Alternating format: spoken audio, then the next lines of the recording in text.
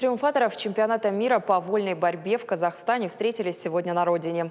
В аэропорт Беслана приехали болельщики, родные спортсменов, представители правобережной администрации и министр физкультуры и спорта Республики Алан Хугаев. По итогам престижного турнира чемпионами в своих весовых категориях стали Давид Баев и Заурбек Седаков.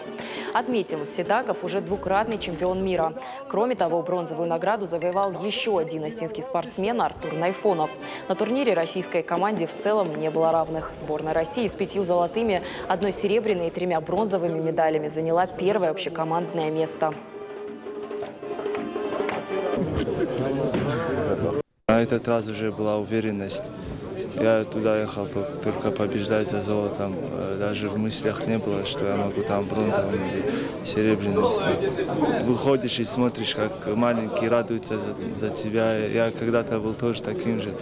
И когда смотрел на выдающихся спортсменов, я также хотел когда-нибудь выступать на мировой арене. И сейчас сам выступаю. И, конечно, желаю им, чтобы они тренировались, занимались спортом и усердно, и все получится.